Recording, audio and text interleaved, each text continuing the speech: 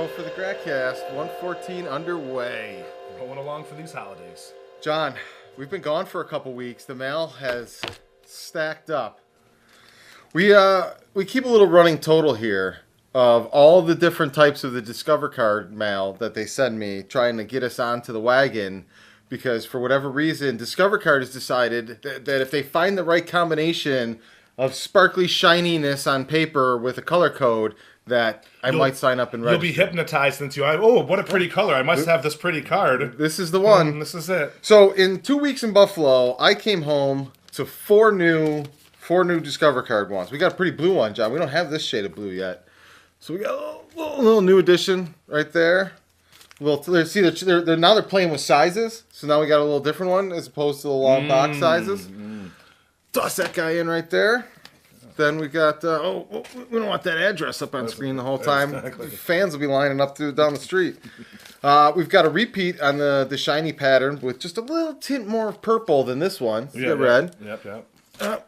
And then we've got this one. This one is their go-to every couple months. We get the really sparkly, silvery one that comes in there, John. And these are all Discover, right? All Discover cards. They just keep them coming. We keep stacking them up here. It's our running tally of how long Discover Card's been trying to wear me down for. And each one represents a month, or just represents... I don't know. I don't know if there's any regular cycle to these things. I didn't think enough to start jotting the calendar every time one showed up in the mail. Date each one, so you know. But I will share with the world what color combination and patterns it took when I do finally open one of these things. Place your bets. It's probably on Bet Online. You could probably place odds on this. Hey, maybe he'll even open it on air. You never know. So that's that was my big exciting news to come home to from several weeks in Buffalo, John. Wow, that sounds amazing. The hard press from Discover Card. What about you? Anything interesting happen while we were gone? I mean, as I told you before, I had to work an awful lot while you were gone. Once again, work. John, a part-time man. A part-time man working full-time working like hours. a slave driver. I don't want to use that term, but yes, I am working a lot. Well, you're definitely not the driver. No, definitely not. No, if anything, I'm the one... pulling it. I'm pulling the wagon. Mm-hmm. More like the horse. Well, we were glad that you made time for us this Monday, John. We were able to put a full show's worth of planning and preparation in here. We've got organization and structure rolling into place here, John. It's working, one step at a time. Yep. So hit your notes. Tell us your story. What do you got going on here? Well, I'm going to go slightly out of order here. But I'm going to tell you about... I'm a server. If you've watched long enough, then you know that's what my job is. I think if they've seen 2 episodes, John, that you've covered. That's all my stories. Yeah. All my stories. And here comes another one, because I work so much. So we have these parties. We have this one room. It's a white room. In the white room. Right, with black curtains. Anyway. So everything's white. Curtains, chairs, that sound effect, carpet, table, everything. Yeah, I know, see? So, get this party of 14 people in there. And what kind of people were they, John? Hungry people? Well, this group of individuals, what kind of people are they? Because I need to know what kind of people they are, because we planned this show out, and I planned a specific question related to the group of people that were coming to this. They're Asian? Is that what you mean? Okay, so we had a group of Asians. So we got a lot of Asians. All right, a lot of Asians. Asians in the white room, which is fine. All right. So is that allowed? As long as you can afford $1,000 minimum. So it's okay to have a white room, but if we were starting to put people in the Asian room... Because everything's white. Now we got internment camps going. Everything's white. Anyway, and then we have a black room too. Although it is smaller. It is smaller. But it's... Anyway, so the party comes in. It's 14 of them. You ever don't give John his Monday off, we're naming you guys. We're naming you. Everybody knows that in the party that they have to... Or at least the hostess knows that she has to reach... $1,000 minimum to be in that room. Okay. Well, you could have one person in that room. You could have 15, 20, whatever. You have to reach 1,000. So by the end of the meal, they're at... Now, mind you, they make you run, too. Okay. Oh, can I have this? Can I have this? I need hot water and lemon. Can I have more hot water? I need more this, more that, more this, more that. Fair enough, but they run you a lot. I'm not... They being this particular... party. This particular party ran me a lot. Not everyone runs me a lot. So... It comes time, the whole party goes, and we're helping them out, and everything's going well, everything's smooth. It comes time to pay the bill, and they're only at like $561 to 1,000. So you're about halfway there. Shots! You're about right. Time to pass the Selkie. They're not really big drinkers, okay?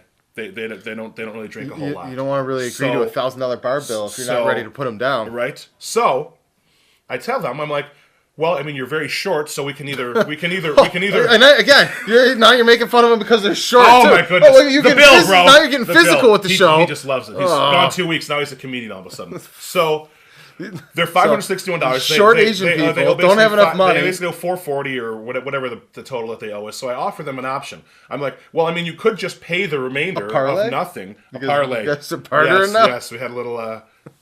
You're all over it today. So anyway.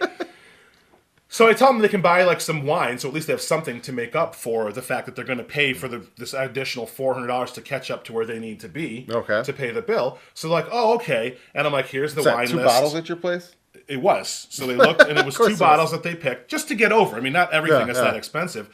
So then the supervisor, who's new, and he wasn't trained very well, because he wasn't trained very well at all. I just threw him in and said, go. And the other server, they have to go down into the basement of the hotel to see if we have this wine. To the real Asian room.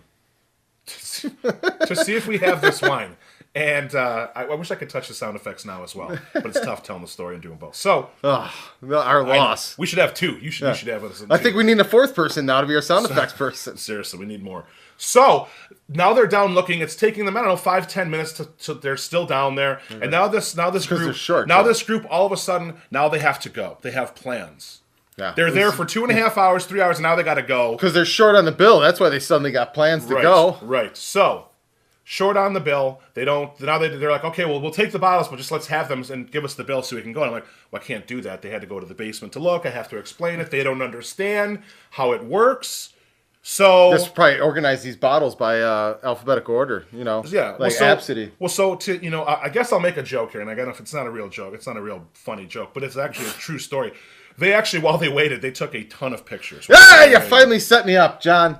All right, so here's my question. You say that it's a group of Asians, and they took a whole bunch of pictures. Yeah. What I need to know is, what is the modern pack of Asians packing for artillery here when they're taking all these pictures? Are they rocking camera phones? Are they taking a lot of these pictures with camera phones? It's a mix. Or are they still got all the hardware and the major lenses? Most are the cell phones, but some actually do have the cameras. Do they have the attachments for the cell phones? Did you see any of that? No, I didn't see any of that. That's hardcore. No, but I did see. I mean, they're all about like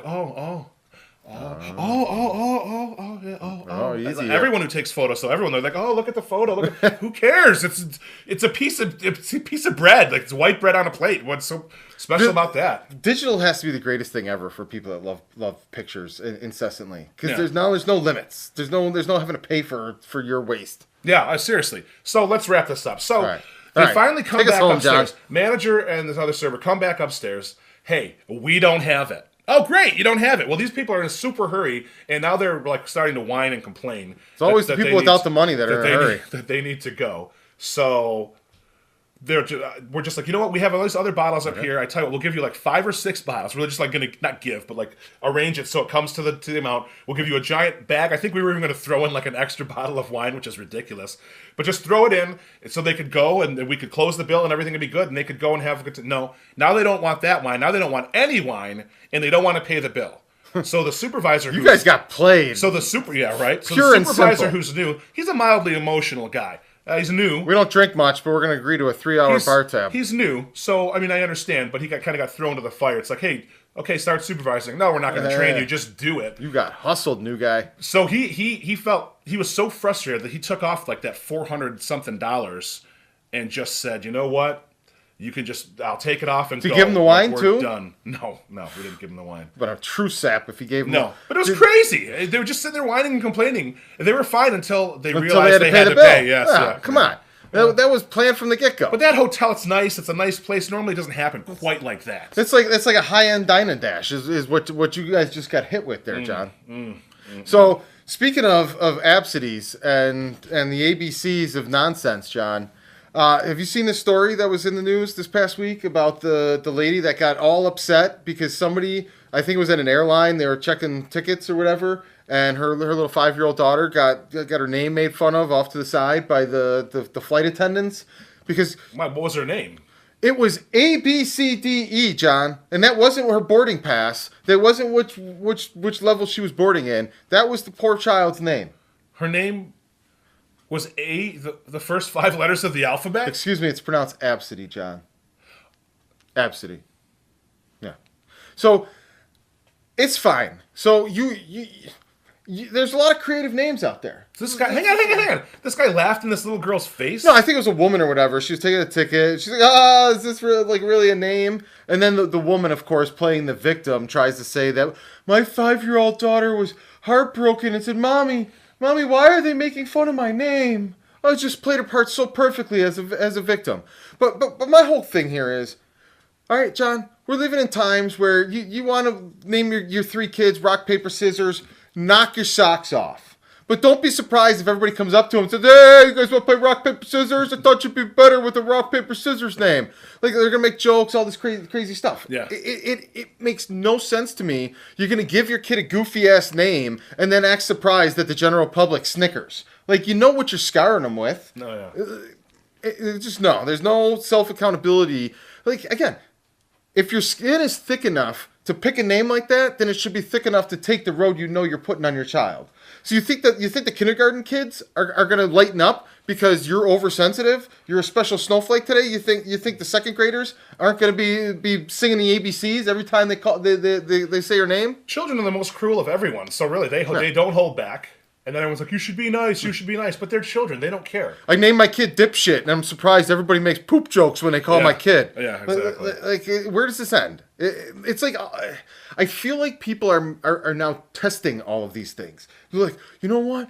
I'm going to name my kid this. And then when society gets upset, I'm going to act like I'm all offended and upset about it. And this is just, everybody wants to have their little shot at picking a hole, like picking at the dam. We're all just scratching at the dam, scratching at it. We're wondering why the concrete's getting a little moist on the other side because we're scratching through. Oh, it doesn't matter. It's just a few scratches. But every single one of us are all scratching from a different spot in the dam. Don't be surprised, John. Don't be surprised that when that crack comes by, all of a sudden you're getting squirted in the eye. Absidy. Oh, my. Oh, my, indeed. So, John, do you got any other crazy stuff that happened this week that we need to jump into, or are we going to transition to the meat and bones of Gratcast 114? I think we should hit the meat and bones. All right, let's start picking at them. So, while I was in Buffalo, we were laying plans, making moves, moving and shaking, meeting with people, talking about all of the cool stuff that we want to do and some of the things that we want to bring back to Buffalo. Okay. That started this week and in December, John, with what we're calling the Buffalo Star Search. I don't know if we should call it the Buffalo Star Search program, the Buffalo Star Search contest, the Buffalo Star Search whatever, but we're searching for stars in Buffalo. Undiscovered talent, John. Which is good stuff, dude. It is. I need you to give me more playback off of this. Otherwise, it's going to be a long, solid rant. All right. We're also teaming up with our pals at Pulp 716. We're also going to probably do a couple joint things with Code Socks, because Code Socks reps the 716 as well. They're hooking us up with a couple socks to give away for people that nominate their favorite artists. But we should really get into the who's, what's, and whys of the Buffalo Star Search program, John. So ask me why we're doing the Buffalo Star Search program. Why actually are you doing the Buffalo Star Search program? Excellent question, my friend. We are doing the Buffalo Star Search program for 2 main reasons. One, coming in the spring, we're going to be doing the WeFunder campaign that we've been talking about here a lot for the last few months, actually. Yeah. It's been the primary thing we're working for behind the scenes. We've got all of our ducks in a row. We're still getting the artwork finished up, which Cassandra and Buffalo, thank you so much for everything you've been helping out with on the graphic side and all of that stuff. So the WeFunder page should be going live very, very, very soon here, sometime in December. But with that, we're still trying to package the slate of projects that we're looking to finance with the money raised through the WeFunder campaign. There's going to be 4 blocks of projects that are done through there. Just Drive, the project Ratwick Films has been trying to get made for several years, is the first one that's kind of the leadoff hitter. I like that. In our little situation here. And what we're looking for is a Buffalo project, something from a Buffalo creator that can be done as a digital media product, whether it's a literary book, a movie, a video game, a singer-songwriter, whatever other creative talents are out there, John. But out where? I mean, are you restricted to, is there a certain area? People that are anywhere around the 716 area code, Western New York, Buffalo area. We're looking for a project that comes from a creator in the local community, and the project also can be made in the local community, John. So we're going to add that to our slate of projects that are happening with the WeFunder campaign. Okay. And it's either going to be the second or the third project in our batting order. I don't know enough about baseball to continue my my analogy past the leadoff hitter and the cleanup hitter. I don't know who those other two guys are. I think They're bums. That's what they are. They're bums that get paid too much. the third guy might be the setup man. Oh, yeah. But while we've got the graphic up on screen here about the audience-owned studio and what we're doing with this, there's two sides of this whole angle. The side number one is we're looking for submissions from creators and local artists, and those creators and local artists have until the end of December to stop into the Pulp 716 location in North Tonawanda, New York, and submit a package of the certain guidelines that we have. And if you go to gratwickproductions.com/Buffalo Star Search, it has all the instructions and the information there. And there's a submission process, which we're going to run down the submission process here in a second. Before we get into the whole nuts and bolts of the Buffalo Star Search program here, I think we should talk a little bit about our main partners with the program, John. Pulp 716. The cool part about Pulp 716 is they were started. I say they because they've got two locations. They've got one in Lockport, one in North Tonawanda, in the Buffalo, Western New York area. Okay. It was founded by Amy Berendt because her and her husband Jay own these two comic book stores, and Amy was our makeup girl for The Perfect House, John. Oh, okay, very nice. I did actually not know that. Yeah. So congratulations. I actually went to high school with Amy. I've known her forever. She became a professional makeup artist. We hired her when we went back to Buffalo for The Perfect House. Andrea and I have stayed close friends and in touch with Amy over the years. And it's awesome. She found a great guy in Jay, who he's a comedy writer that we're also working with on the Geek Haven project that we've talked about in the past, and we're going to talk about more in the future. He's going to be helping us on the comic side about that because the show's set in a comic book store. No, you gotta love that. So he's going to give us a lot of real world experiences and funny stuff to work into there. But they first started a location in Lockport, and they mixed the comic book store atmosphere with a coffee shop, boba tea or whatever the hell. Well, out here it's a boba tea, but I saw the overlay and it says bubble tea. Maybe they have a bubble tea. Yeah, see, that's what I thought it was bubble tea, Yeah, because it's tapioca balls in the tea. Oh, that's boba. Yeah, out here it's BOBA. But yeah. So it's the same thing. But yeah. But it's the tapioca balls are super good. Did you like them? Well, it's just the balls. I didn't have the whole tea thing and all of that. I'm not a big tea guy, Yeah. but I always wondered what the balls tasted like. I'm going too far here with this, but yeah. See, this has been a good time for sound effects, all sorts of different stuff. The fourth guy would be able to do immensely. We need a sound effect person. John's in over his head here, trying to manage the show notes and the sound effects. Seriously. But so we tried the tapioca balls. They were pretty good, and they've expanded to North Tonawanda now. I'm flying all over the place here with this. So the Buffalo Star Search program, we've partnered up with them. We're running this contest all month long through December. We'll go over the submission guidelines here for the artists in a moment. But anyone that wants to help bring a little attention, which is the second reason we're doing this whole thing, is not just whatever artist that hopefully we're going to find and potentially work with to get their project made, produced, financed, and distributed.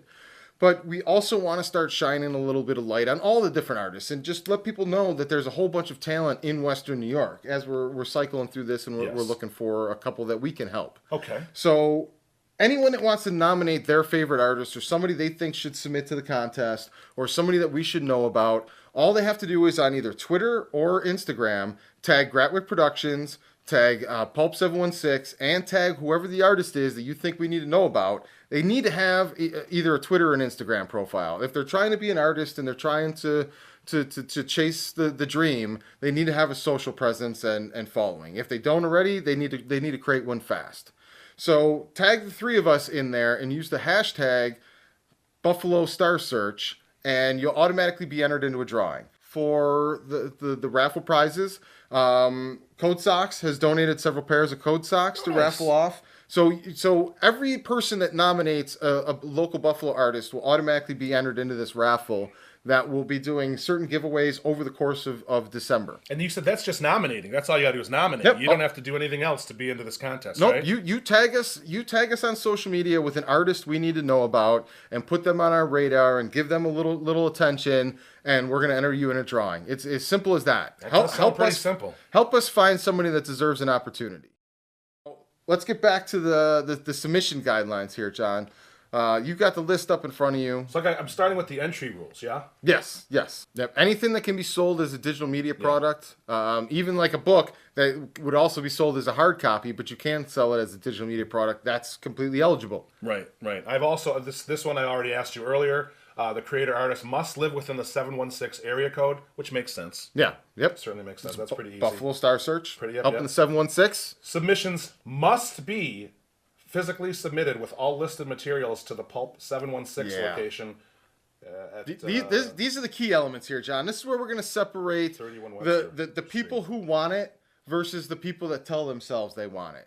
Because the people that tell themselves they want it, it's easy to slap together some weak-ass email and, hey, I'm interested, I want to be that, this is what I got, and send it over from the couch without even putting pants on. But if you make the effort to get up and you're going to deliver it and you're going to represent... We have a very strict order of what we want, how we want it to be formatted, and we want it to be a physical copy dropped off at the 716 store, and only the 716 store in North Tonawanda. And the reason for this is simple. It's the middle of friggin' winter in Buffalo. If you really, truly want to be an artist and you truly want an opportunity and you truly want somebody to help you build what you're doing, you better be able to at least get out in the snow, go visit a comic book store, make a few friends, check out the cool stuff they got going on, maybe buy a Christmas gift for somebody while you're out, and drop off your submission guide. It's not even just a comic book store. You can get coffee. I've been to comic book stores growing up, and they're just comic book stores. And even those were fun to me. I loved them. You got extra things to do, you might as well. And then just drop off a submission. It's a cool little store. Dude, they got a whole bunch of board games and stuff in there that you can just hang out and play games, read all the different comic books. And I was always more the cartoons guy than the actual books, but it amazes me how many different shows and things that are on TV and all of that now all kind of started and originated from comic books. It's more than you would think on everything that's out there right now. Yeah, definitely. It's people are like, and I just remember when I was growing up, it's like, oh, those comics are for kids, they're for children. But all those children grew up and they're like, nope, that's not for children anymore. Now you can do, there's the anime, there's a lot of adults. Animation. There's just a lot of... Anyway, I'm getting on a tangent, but it's a lot of interesting stuff now. It's not just for kids. A cool way the whole Buffalo Star Search idea came together is Andrea and I stopped in to say hi to Amy at the North Tonawanda location. Okay. And while we were there, she was telling us about this artist that comes in all the time and shows her pages from a comic book that she's writing. Okay. And she said that the girl's really sweet. She's nice. She's... very, very shy and introverted and all of that, but her work is amazing. And it's just nobody knows about it. Nobody has a chance to see any of it or look at all of that. But she's like, I would love to sell this book in my store and all of that, but if there was somebody that could help her get it to the level where it's ready for the store shelves and all of that. Okay. And I'm like, they're like, I was here years ago with boundless amounts of talent and had no idea what to do with it, nowhere else to go with it, no idea how to even get that ball rolling. Right. And there has to be other people like me. And here's one right here. We weren't even looking for one. So it just became let's start seeing how many people we can help. Let's start seeing how many people are actually out there in Buffalo trying to do something, trying to create something on their art. We met another great artist, songwriter. Her name's Paris. And she's been writing songs. She's probably 21, 22 years old, works 2 jobs. She doesn't go out and party. She's doing all the right things, but since she's 7 years old, she's been writing songs, making her own music, and it's really good music in different types of genres and different types of styles.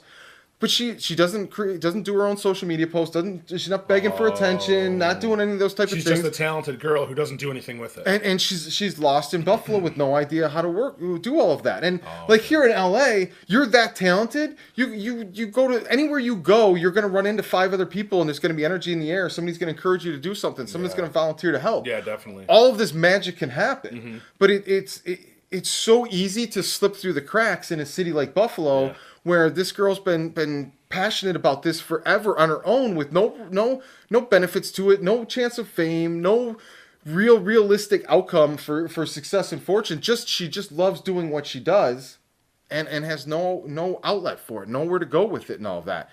And I just feel like everything we've gone through, all the knowledge we've gained, all the doors that we're kicking open, I feel like we're stronger if we bring an army of these people with us and pass on the knowledge and experience we have, while it's still relevant enough to help other people and take advantage of it. So the Buffalo Star Search isn't just to help the people, the artists specifically in Buffalo. It's actually to help all of Buffalo, is what it sounds like to me. Because if you can bring attention to certain Stepping areas in stones. Buffalo, then eventually all eyes will start turning to Buffalo. And oh, look at this, there's more. So if you can open the door, turn the light on, so people just look at Buffalo. Oh, absolutely! It's all part of the groundwork of building the studio and bringing movies and bringing our premieres, bringing all these different things that we want to do back to Buffalo. So we find, I don't know, a couple dozen amazing artists in all of this stuff. There might be only one or two that we can work with this time through with the We Funder campaign. But if all of that is successful,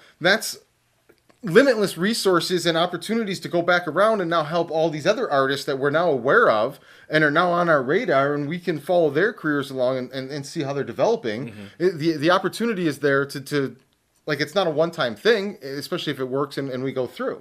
So there's nothing but benefits to finding out who's out there and who's trying to do something special in Buffalo. Well, it's a good thing to see. Like, in Detroit, I mean, I was in the music scene, and we were in a band.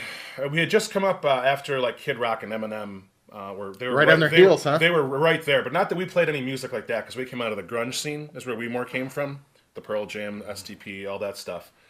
But, I mean, they did what they did, and there wasn't a big... I mean, obviously Motown, but there wasn't anything, like, recent in Detroit, and then those two kind of came around, and really, just like you're trying to do, if you find, not literally Eminem and Kid Rock the next, but you find someone like that, then everyone looks just like they did, and Detroit was a hotbed for a while. It's like, oh, so people started listening, like, oh, there's all this talent in Detroit, just like I'm sure there is in Buffalo. Atlanta is another great... Oh, yeah. Years ago, nobody thought of Atlanta as hip hop. It was West Coast, East Coast, and all of that. Then all of a sudden, Ludacris came out of there. Young Money, all of these guys came out of there, and all of a sudden, Atlanta became Jermaine Dupri. All of these guys, and Atlanta was huge on the spot. Another good example using Atlanta is Pinewood Studios. Pinewood Studios is the biggest studio. I think it's one of the only studios in Atlanta, Georgia. And that's where The Walking Dead shot out of. That's where a bunch of the Marvel movies and all of that are shot out of now, because all of the tax credits and benefits that are pulling programs and productions and all of these things to Georgia, they have to work with a local company. They have to work with a local studio. Yeah. Pinewood Studios, the biggest operation. It's got all of the professional equipment that they need to do what they do normally. And yeah, Georgia has had a huge influx of business and productions and entertainment industry that's all gone there.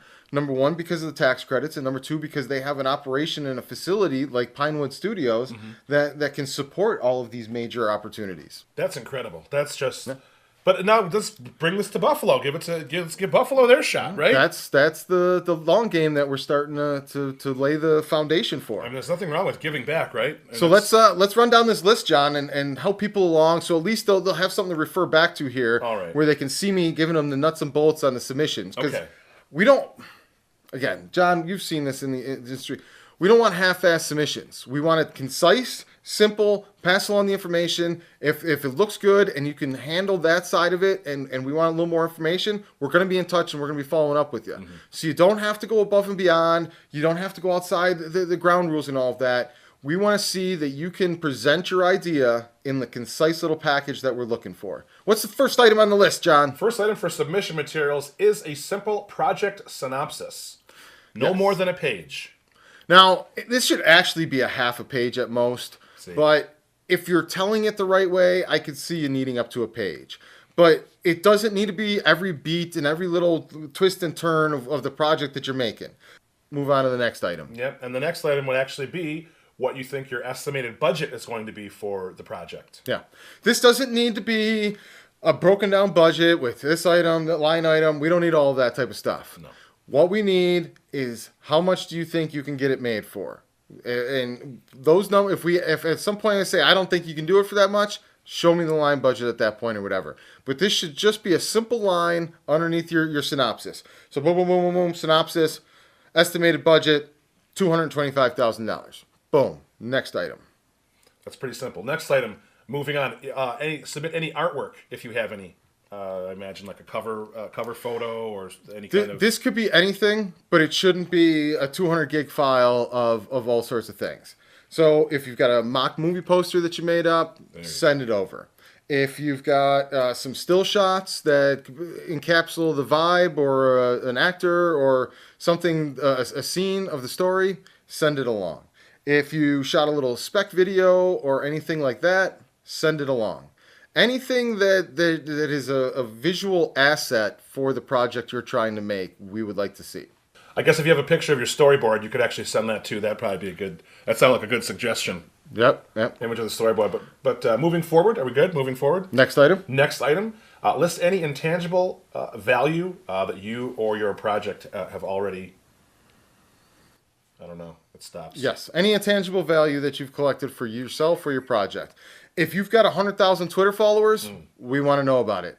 If your uncle is George Lucas, I don't know why he's not helping you get your movie made. It's probably a red flag, but tell us about it. More likely, if your best friend is a awesome cinematographer and he loves your project so much he's willing to do it for deferment, that's something we need to know about. Anything you have that can make it easier to get your project done because it's already in place, tell us about it. It'll only help move the ball forward and raise your project above an equal project that both have great ideas, both have potential, but this one's got some more working pieces that we can add momentum to. Yeah, I like that too. What else? Let's see. Okay, so I guess you have to also include your ideal project outcome. Yes. Oh yeah, John. We need to make sure there's reasonable expectations here. If you come at us with, I want this to win 3 Academy Awards, and it's going to sweep Sundance, Cannes, and all the other ones, we're going to probably say, I don't know if we're ready to take that swing. If the material matches your aspirations, we're going to be ready to stand behind you and let's make it happen. But if you've got a nice little story and your expectations are to generate $100 million from it, that's a red flag that no matter what we do, you're not going to be happy with the result, and it's not going to be this pie in the sky envision of it that you have. If you've got a nice idea and you're ready to work hard and you want to just see what happens, or you would like this to be a stepping stone that you can build a career upon, that's the type of reasonable expectations that we're looking to work with right now. That doesn't mean we're not going to swing for the fences in future projects, or we might find a diamond in the rough that we can do it now, but we want reasonable expectations. Okay, well, that actually sounds pretty good. You explained that pretty well, in my opinion, since it seemed very limited what I was looking at. Okay, and then finally for the submission materials, just a brief summary of your background. Probably no more than 2 pages, I would imagine. Nothing too much, right? Yeah. Oh, yeah. Keep it short. 2 pages or less. Probably shouldn't even be that long. Yeah. We just want to know who you are. What have you tried to do to get the project made? Why is this project important to you? Why does this story need to be told? What's your journey? Have you worked at Mighty Taco for the last 10 years and you've been writing scripts on the side and you've got all sorts of great stuff and Mighty Taco's been paying the day? We want to know about that stuff. I started in payment processing in Warner Brothers, and all my scripts were written while I was at my desk at the computer writing all of that stuff. That's where the ball got rolling, the juices got rolling. I didn't even realize that the filmmaking was in my blood until I had lunch breaks to walk around the back lot, and I saw all of these jobs, all of these people that loved what they did, all of these people that were creative and feeling this fulfillment that I never knew was this empty void inside of me, that the light just went off. I want to know that story about you too. I want to know why you fell in love with this and why you're pushing so hard to get it done and willing to sacrifice so much to make it happen. You want to connect with us. We need to know you're willing to bleed with us. Yeah, that seems like the long and short of it. Basically, what we're looking for, people who are in it to win it, and you don't have to have $1 million. Obviously, no more than $250,000 for the project, and have your stuff together, and then just submit, and we'll see where it goes from there. If you have any questions, certainly you can ask. We're going to move forward, John, from the Buffalo Star Search program to just kind of the Buffalo trip in general. Where we had a couple stops to make while we were in town. One of them was my alma mater.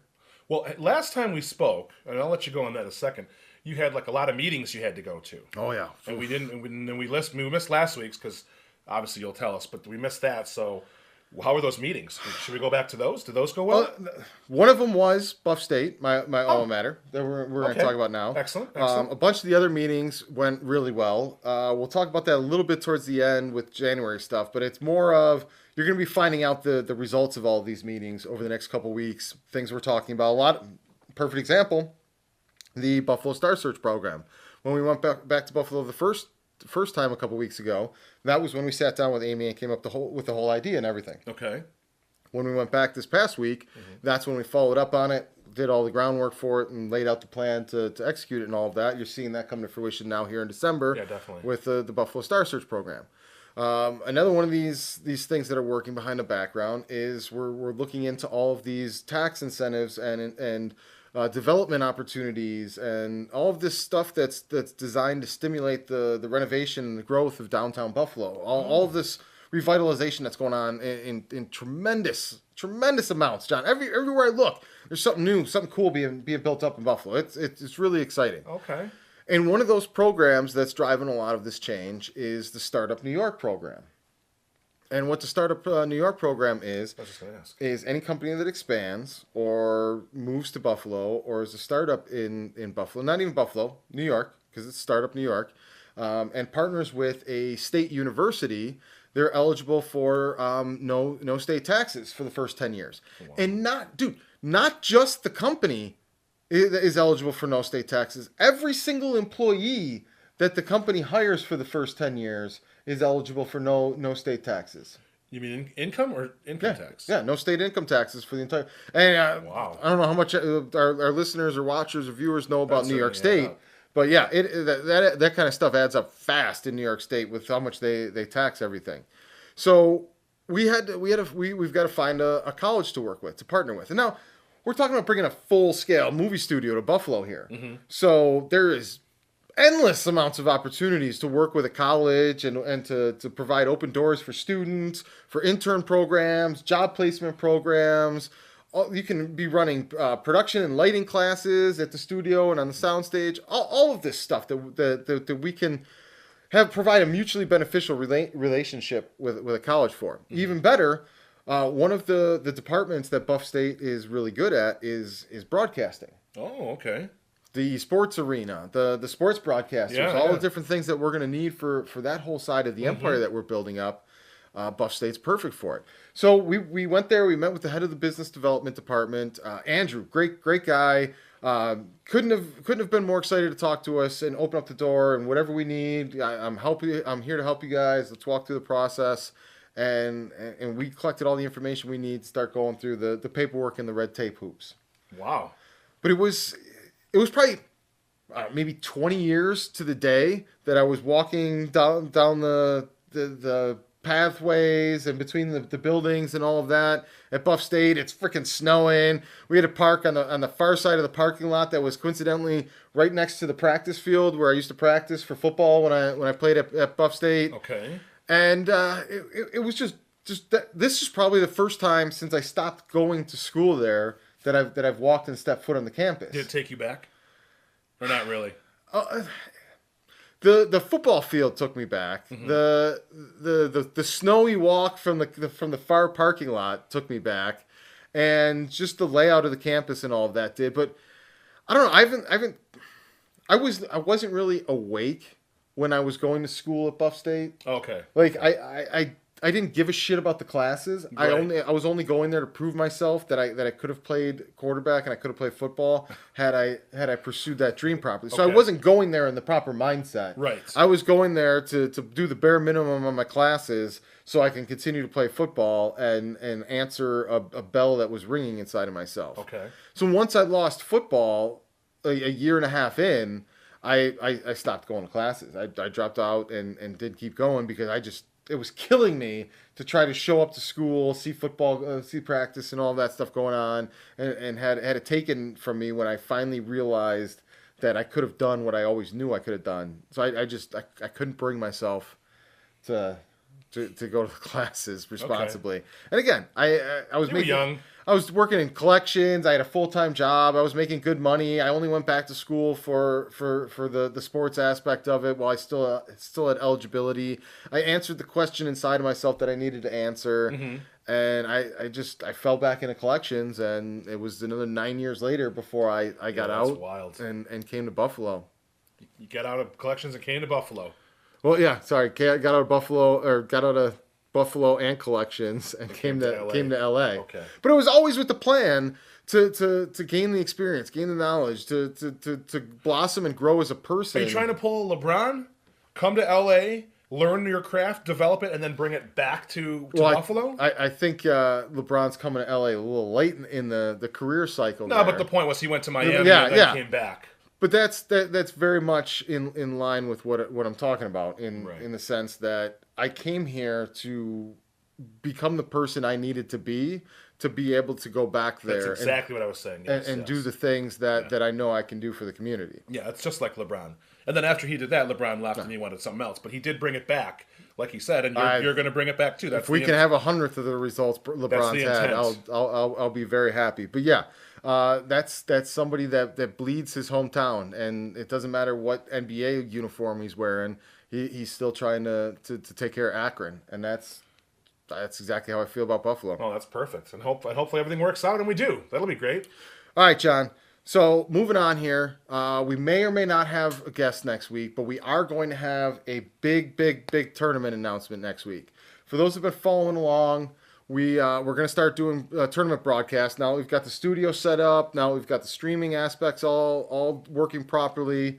We're going to start working with eLabs to provide esports broadcasts and tournament coverage for the tournaments that they're running on their site.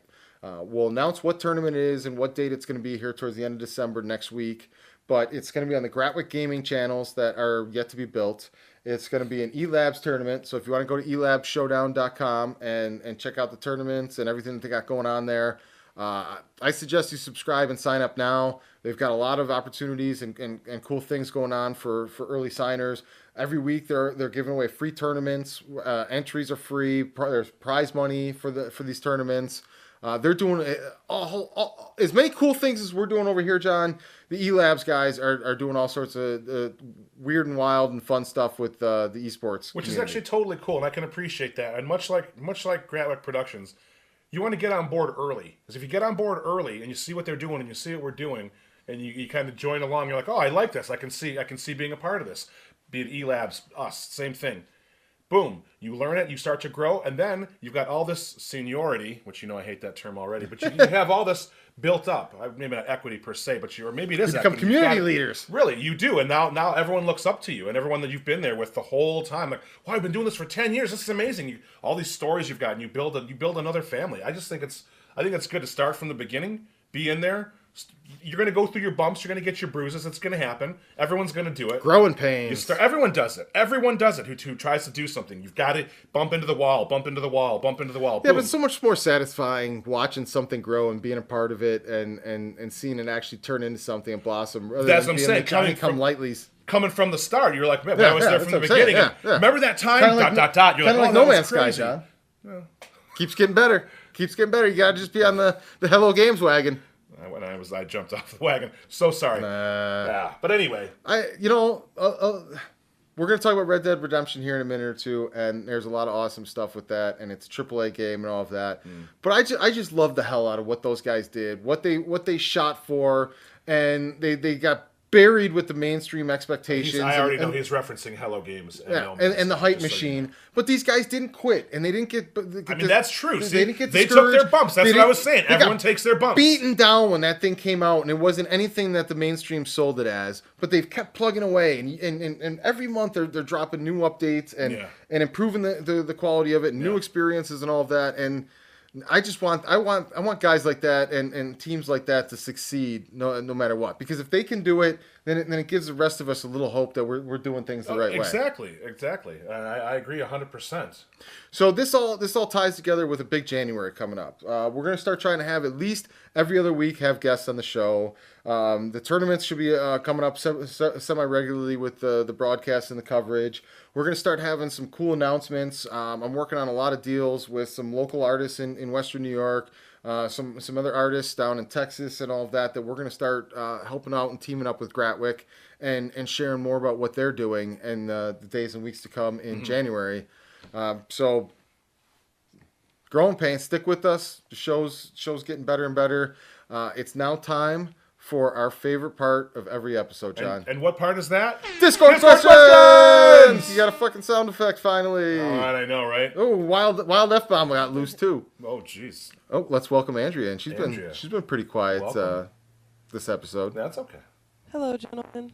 Hello. Can you hear me? We can hear you. We can hear you. Yay! Didn't know if anyone could actually hear me. Welcome to the Discord question time. Yeah, it is Discord question time. So we only have a couple of questions. Am I really quiet? No, we can hear you. You're just rather slow. Okay.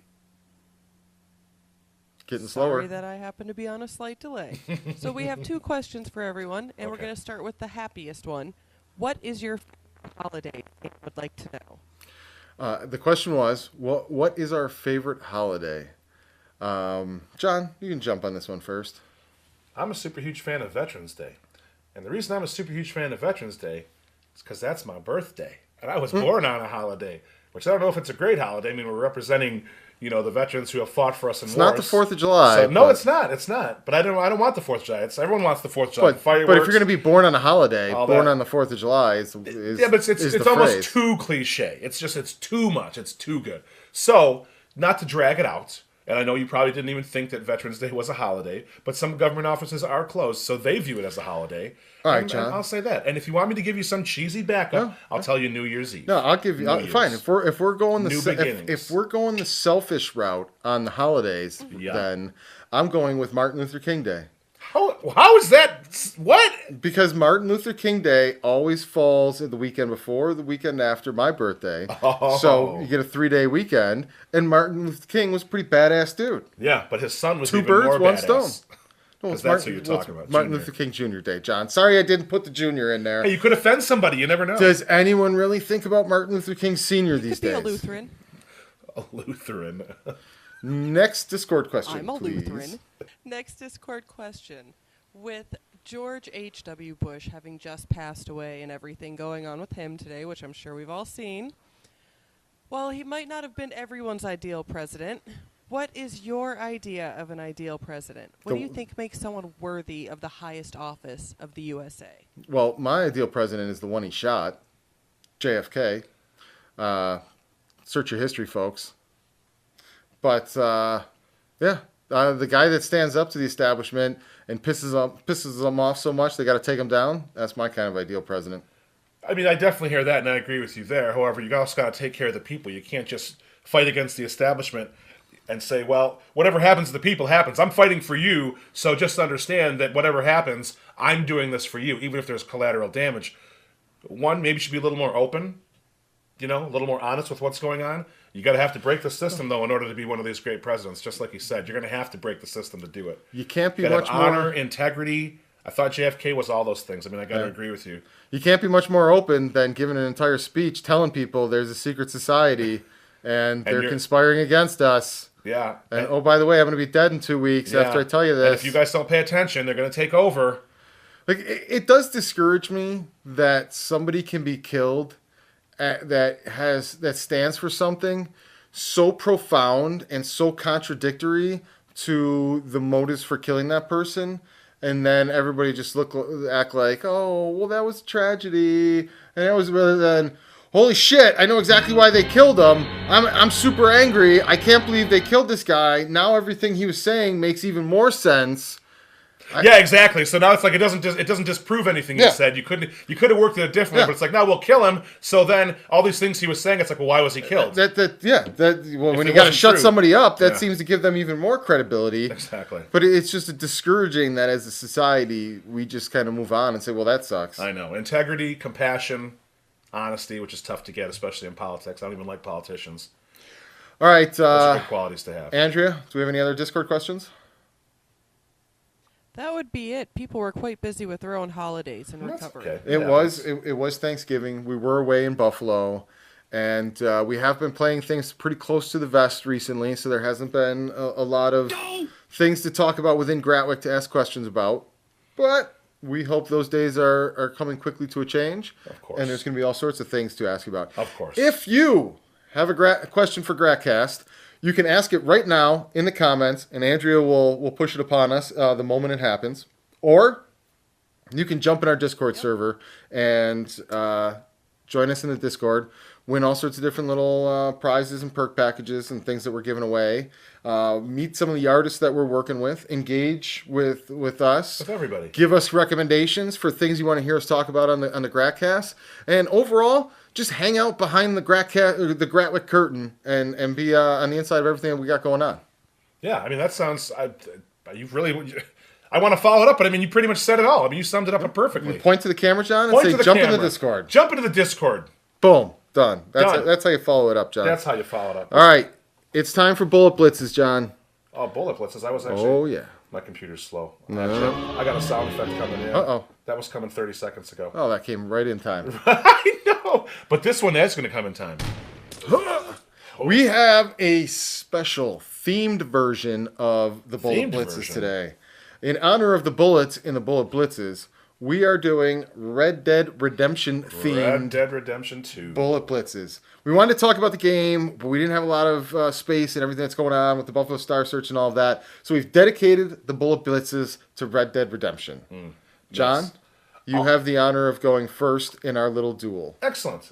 I don't know why it's... Oh, I see what you did there. Okay, so... It's just going to be a question. I'm not going to paint a story. It's just going to be real simple. Paint me a picture. I'm not going to paint you a picture. So, what is... okay, I will paint you a little picture. You run around.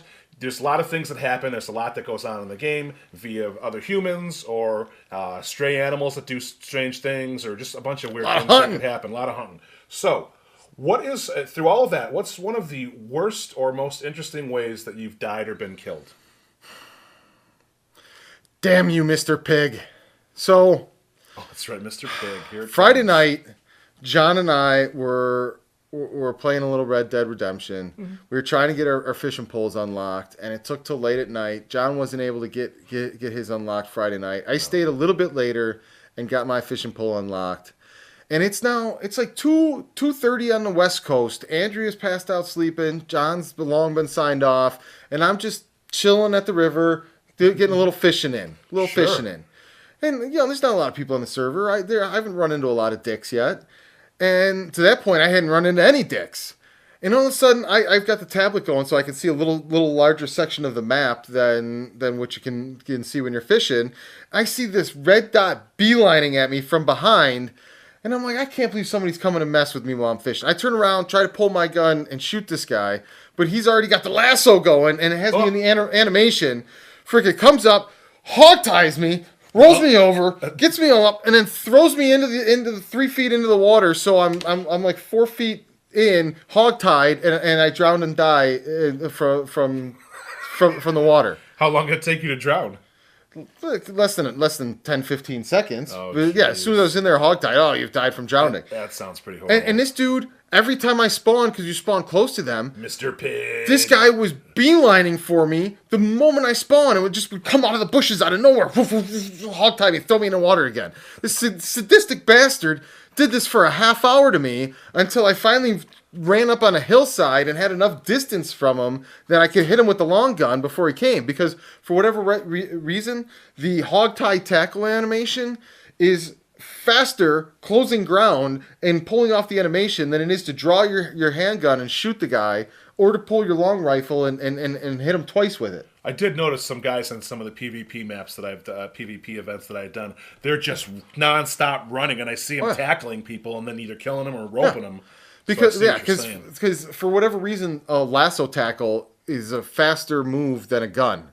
Regardless, you were just fishing. You're just 2:30 West Coast Pacific time. Screw you, Mr. Fishing. Pig. Who is running around at 2:30 in the morning just looking to kill people fishing. I mean, other than Mr. Pig. Mr. Pig. Clearly Mr. Pig.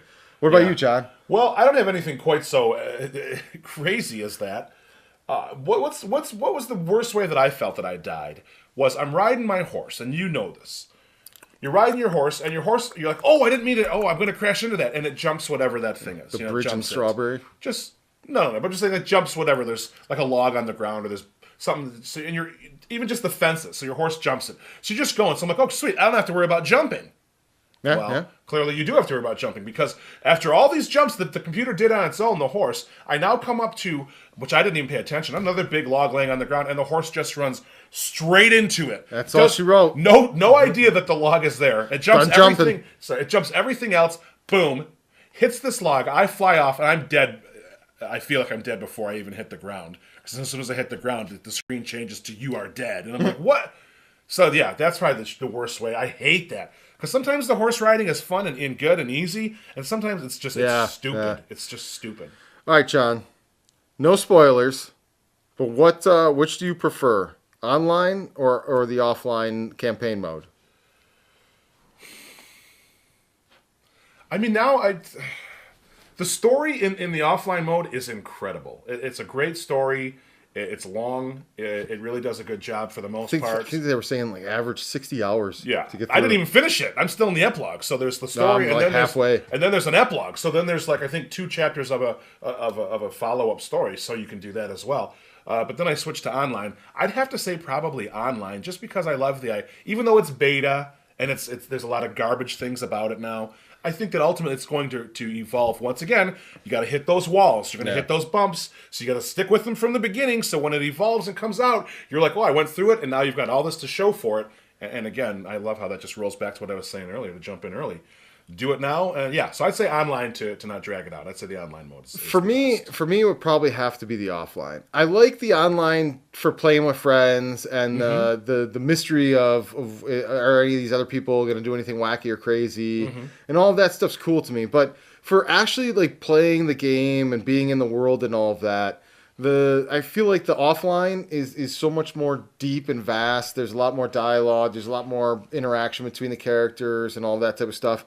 But what really sold me on it was all the feedback coming out from the story. The story's amazing. The story's amazing. And 60 hours of storytelling over multiple chapters and multiple angles that you can go for it on, because a lot of these things trigger other things that get released in story modes, and then there's sub-story modes that are only available for limited times if you get it in between those and all that. So just from a writer's standpoint, thinking about the spider web of connecting this all together and pulling this kind of thing off, that as a creator, I just drive around or ride around in this world and marvel at how the entire story ties together with all of that. But damn, do I love rolling around with a posse and just... That's why I like the causing online. A little havoc. That's why I like the online more. That's why I like it more. Just because you can be with your friends and you can go do stupid stuff.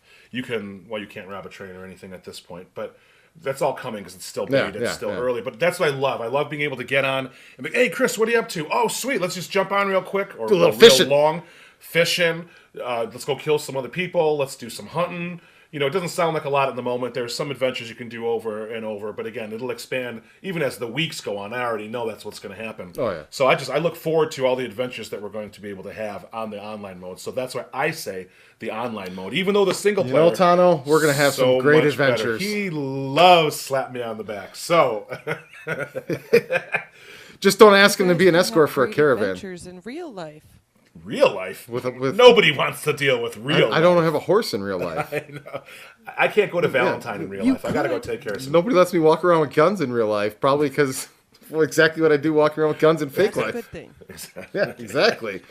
We can't have those kind of adventures. Oh, that's too funny. Me and John aren't going to go fishing. Like, what, are you kidding me? Yeah, are you kidding me?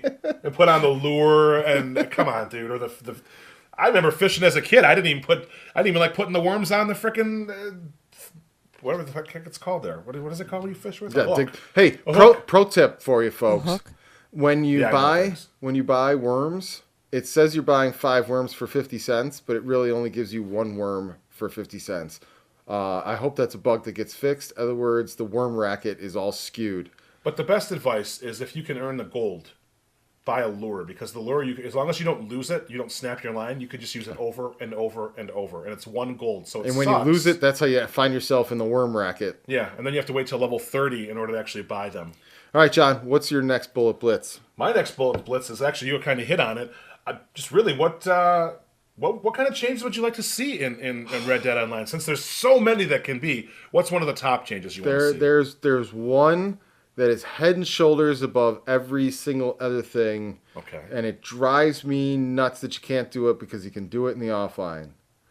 If I have to cook, start a fire. If I have to cook to survive, and I have to craft stuff over a little fire and all these other things, let me start a fire wherever I damn well please. As my lovely girlfriend has said countless times, you could start a fire and don't starve. Oh. But I can't start a fire in Red Dead Redemption. Let me cut trees down if I need to. So, and I have to have wood to be able to start a fire. Whatever it is, you can't force me to craft items that I need for survival and then make me have to somehow get across the entire board back to a arbitrary camp to be able to cook there. No, I hear you. And actually, you just... Cowboys can't cook out on the range? What are you, out of your mind? I know. I see a fire right there, but I can't do anything. It just sits there. Yeah. I'm looking at it. I can walk a circle around it, but I can't interact with that. Let me be the fire starter. Yeah. Well, I'm actually going to... Mine ties into what you just said, to be completely honest, but it's more of the bases. Your base, I don't care, because I think they're going to add to the base, but it's like I place my base somewhere. Just call it the Heartlands. That's a place you can actually base it. And I place my base there. I'm like, okay, basic. cool. Now I know where it is. And every time I load in, now it's somewhere else. And then the guy, Crips, or whatever the hell his name is, he'll just move the camp on you. Yeah. In the middle of the game. You're like, I didn't ask you to move my camp. He just moves it. The base seems completely useless at this point, other than the fact you need the stupid fire. The fire, yeah. Well, if you can do it by the water, there's a thing I told you could put your camp by the water only for until you leave. But then you can get your mail, so you can order. Is it weird that I spitefully don't want to fish that way because I find that way cheap and cheating? That I'd rather just have faith in humanity that I'm not going to constantly run into dicks that try to kill me from behind while I'm fishing? No. I think that's actually a smart thing, because there's a lot of dicks who are just going to run around and kill you at 2:30 in the morning with the rope. How many times am I going to run into Mr. Pig? And you'll find out if you keep fishing at 2:30 in the morning. Yeah, I'm not setting the camp up. I don't even like the camp. I don't want any more reason to be there, let alone using it as a back shield. Well, I mean, I agree with you, though, because the camp, you should be able to either set up the camp fire, so you have just a small fire, or you should set up your camp, not necessarily literally right where you are, but I mean very close to where you are. It shouldn't be such a big deal, considering you do have to cook your own food and do all that stuff and make your own... All right, John, speaking of cook your own food, we got to cook our own real food here very shortly. Oh my God, so we're going to wrap this up with the last Discord question. I am starving. Oh, we actually... Oh, my God. God. We've got one more. We've got one more Discord question. I did such a miserable job today on that. So my question to you, John, is what is your approach for when you're passing a human stranger in the land of Red Dead Redemption? What do I do when I'm passing a human in online? Yeah, what's your strategy when you're coming up and you're coming down the trail and you see a pink dot on the map coming from the other way on the trail? You looking to kill every stranger you come across? No. I actually look them in the eye, and I ride right. I don't even pull a gun or nothing. I just ride right next to them if they're pink. Pink means they're not aggressive necessarily, or they haven't been aggressive. Because if it's a red dot, odds are they're going to do something to you, so you better get ready. But a pink dot, I'm like, you know what? I'm just going to test this whole theory, and I'm going to see. And I'd say more often than not, I ride right by him. I don't have any negative interactions. I always ride or pass by with the side eye, and just I'm waiting for them to out of the corner of the eye, waiting for them to twitch with my hand on the draw button. But where I always get myself into trouble is like when a cool person or a decent person comes by and they give you a little wave or they're on the mic and they're saying, hey, how's it going? And I try to use the emoji. Oh, that's what I was going to say. Every time I try to do the emoji, I accidentally draw my gun. And I'm like, oh no, they're going to shoot me before I go. And then I put it away and I'm like, here it is. And then I wave and then they're like, they put their gun away and then they wave. Trying to get it there. Like if that's the other way and they're trying to pull I've got you dead before you pull your gun on me, buddy. Oh, that's too funny.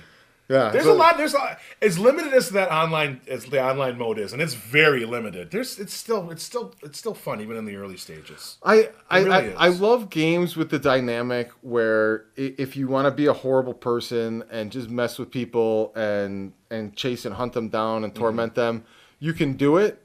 But not because I want to do it, but because I want to see how many people, even in a virtual world, restrain themselves from being a psychopath or just being an ass. They just don't. It has amazed me, though, so far, the average server I've been on, maybe there's one or two, it hasn't been just a pack of raving maniacs going around just killing everybody and all of that. Wait till it's no longer a beta, then we'll talk. We'll see how people treat everyone else when it's no longer in beta mode. Yeah. But I hear you. Well, this brings us to the end. Remember, next week we're going to have a tournament announcement. Hopefully, some guys from the eLabs will be here sharing that with us, and we're excited to tell you about what it is. It's a new game that just came out recently, and I'm hoping that it gives a little stiff competition to EA. I was going to ask too. So that announcement's next week. The game and everything. Yeah, we're going to talk about all that stuff next week. Check it out. All right, John, hit me with it. Fuck this shit, I'm out. I'm out. No thanks. Don't mind me. I'm just saying my stuff and leave. Excuse me, please. Fuck this shit, I'm out. No. You should just do karaoke. I'm out. I'm right there.